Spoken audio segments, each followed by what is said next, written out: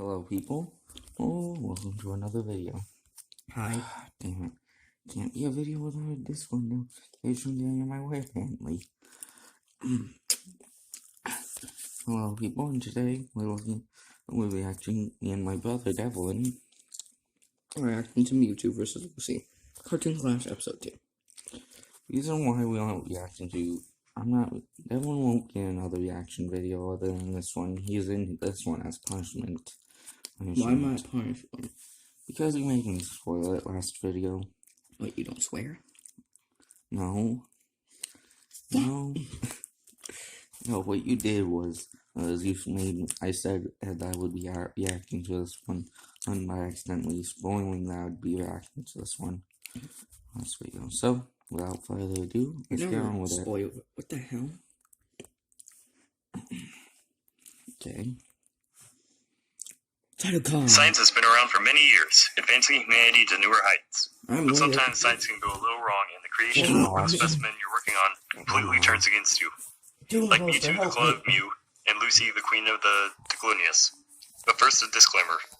Okay, let's skip to the battle. Pissed off TJ, the creator of Cartoon Clash. TJ,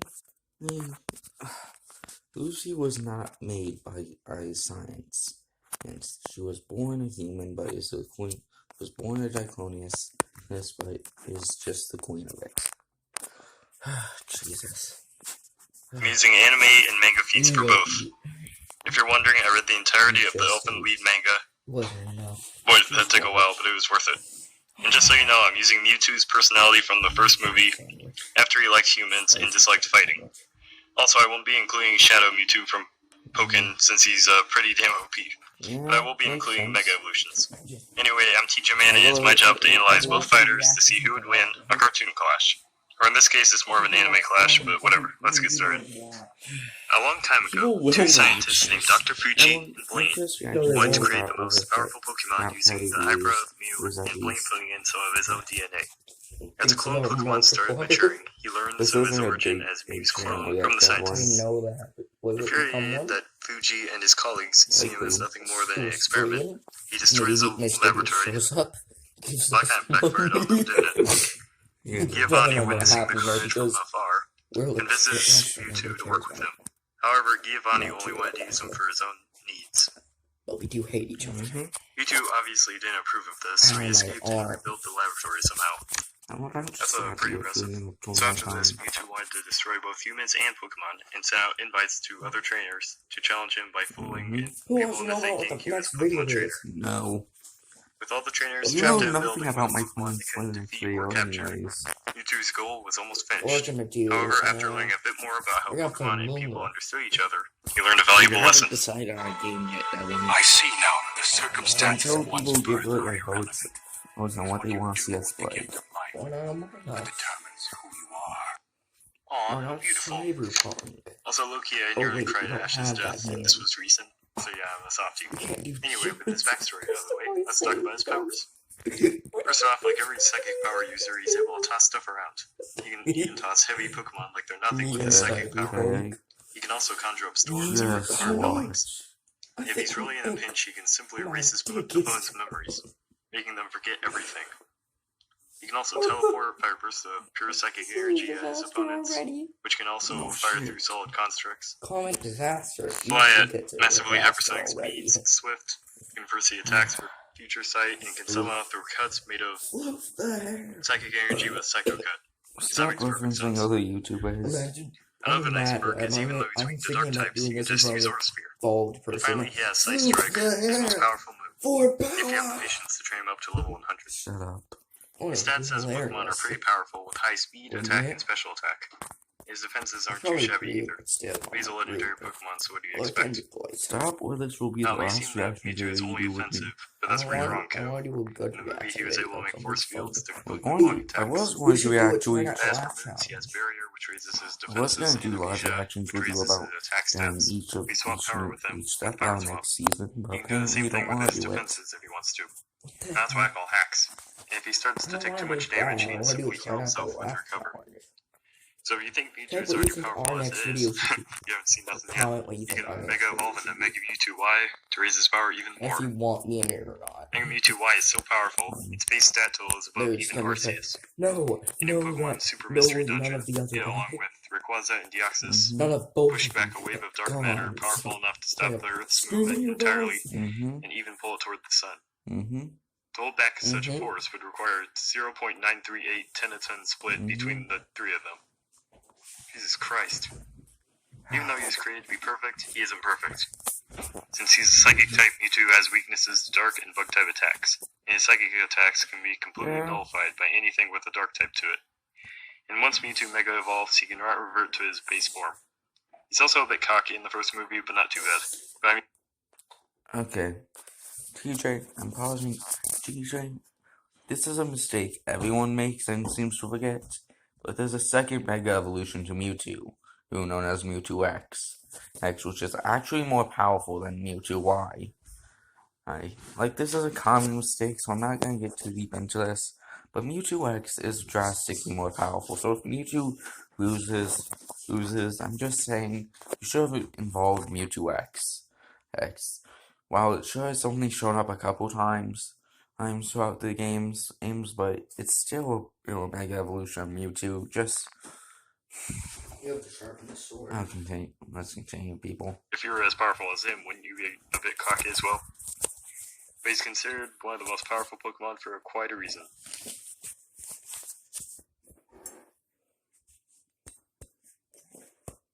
Kaide, better known as Lucy, is part of a race called Dicloniuses. Diclonar? I'm going with Diclonar. The Diclonius are a race of people who are an evolution of humans and want to infect people to make even more Diclonar, and then wipe out all of humanity. They have cute horns though. So after some scientists capture her, she's taken into a facility where she'll be experimented on, at least until she escaped, and boy, that was pretty gruesome. Anyway, let's go back a bit.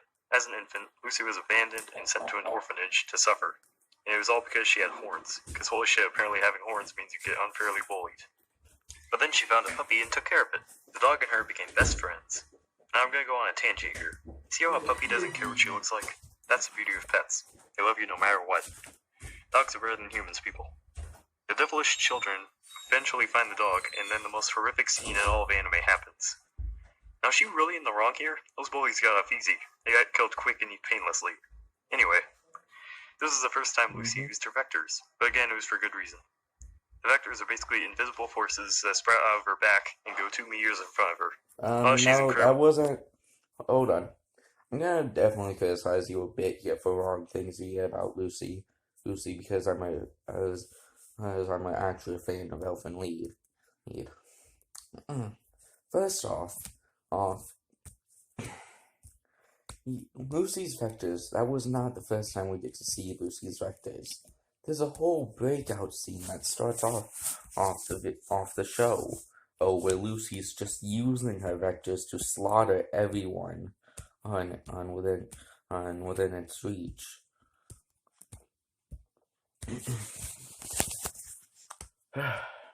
Look, I can forgive you for some things, but I cannot forgive you for getting Lucy wrong. Because to where they get much, much longer. It also makes her able to use more, and her horns get longer. This is where she reaches full potential.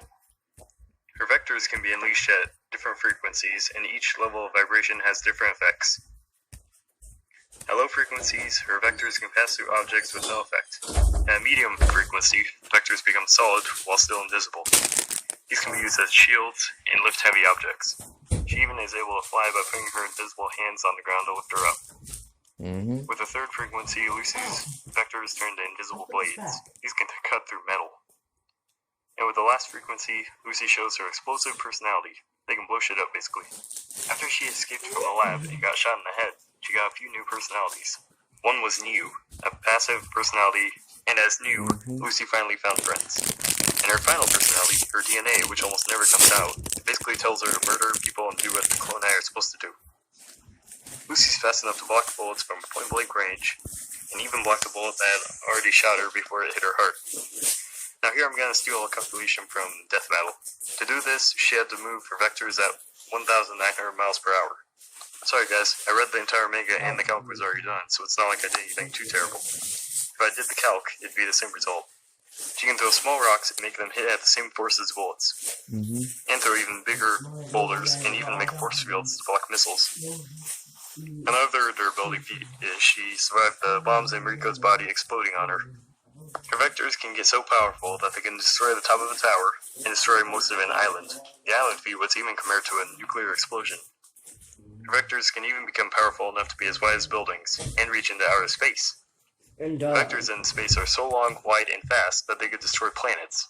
This is also backed up by the fact she said she could destroy the Earth. However, Lucy has a few weaknesses. Her vectors can be stopped if one of her horns are broken. At her strongest, she was able to protect against the military and heal Kauta. Now it's unknown if she's able to heal herself or not. However, she was melting while using it, so probably not. Even though she has these weaknesses, she's pretty damn powerful, and I wouldn't go near her, unless she had her cute new personality. Alright, the commands are ready. Let's settle this once and for all. It's time for an anime clash. Lucy tries to kill freaking hell. What? Now explain this to viewers. I can. There's something strange about it. I better actually go slow. Okay? I forgot to redo the video.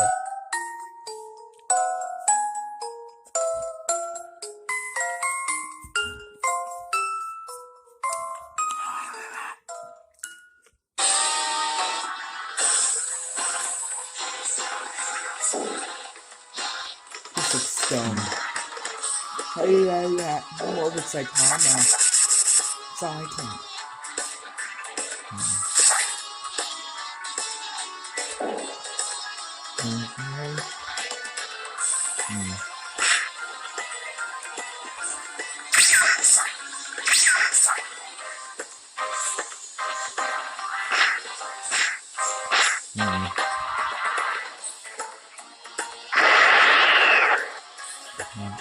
What is that the Dragon Ball noise? I don't know. DJ uses a lot of different sound for his videos.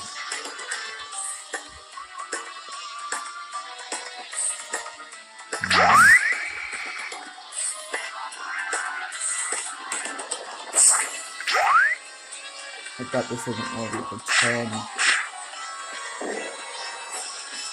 But you suck at this video. And you suck at these too. I watched your video and it sucked. That was like, what they eat.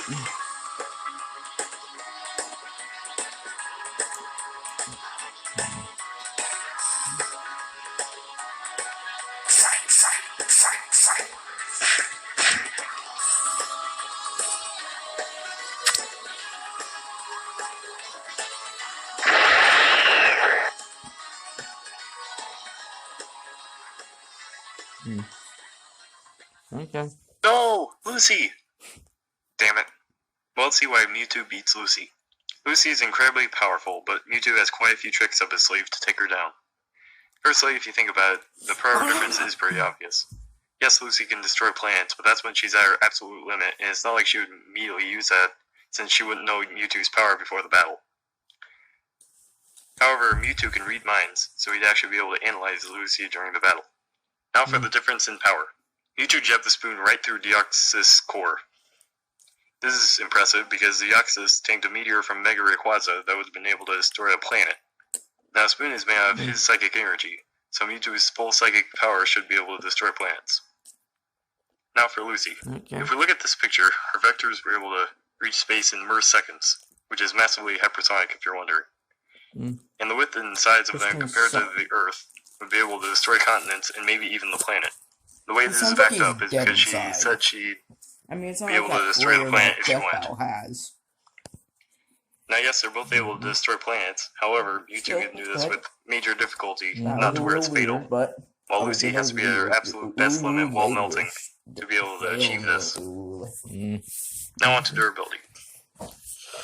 While Lucy's vectors are really impressive, being able to block a missile, Mewtwo is able to use his force fields to effortlessly stop a Rhyhorn charging at him. Now according to the Pokédex, Rhyhorns can topple skyscrapers with their charges. And he was even able to block a Gyarados' Hyper Beam with his Force Field. Now, according to the Pokédex entry of Gyarados, in a rage, they're able to destroy cities. So yeah, the fact Mewtwo was able to simply block this without blinking an eye, the durability difference is pretty obvious. And without Psychic Power, Mewtwo can take hits from Darkrai, who can damage Dialga and Palkia, who are kinda just the masters of space and time. However, Lucy stops using her vectors, the source of all her power, from a simple gunshot to one of her horns. Without her vectors, however, she was able to survive a nasty explosion from Rico.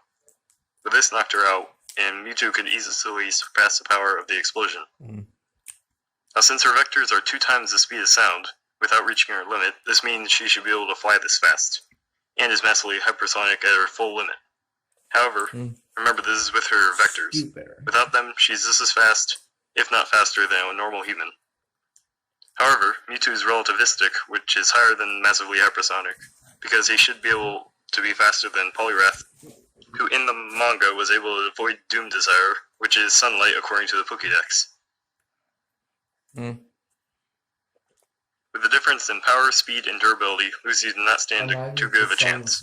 I will give her credit though, she's more intent to kill, and her attacks are arguably faster, since her vectors can move to space in seconds.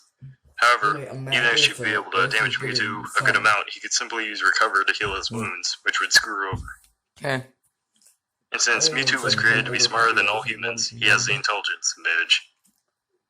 Now remember, the feats used to compare were all when Mewtwo was in base form, so in his Mega form he'd completely stomp with ease because the feats mentioned would be enhanced further past Lucy's feats. Man, I really wish I could give Lucy more credit, because I love Elfin lead, but sadly Mewtwo is just much more powerful. I guess Mewtwo took the lead, and Lucy had Mew escape. It's incredibly perverted. The winner is Mewtwo.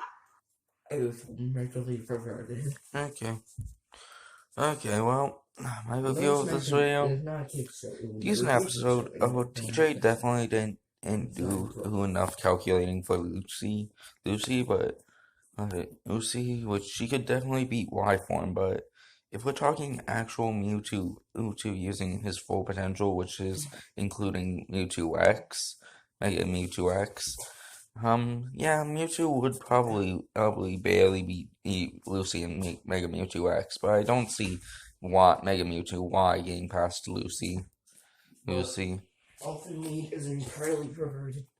Mildly perverted. Anyways, though, good episode overall, but there are tons of miscalculating.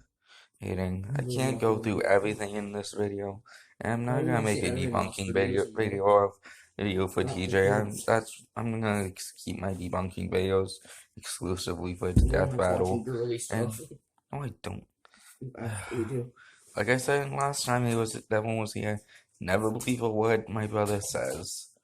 Believe everything I say because I'm right. Okay, well, that's all for this video. Oh, have a good day. And if you don't like anime, then fuck off. Bye. Bye.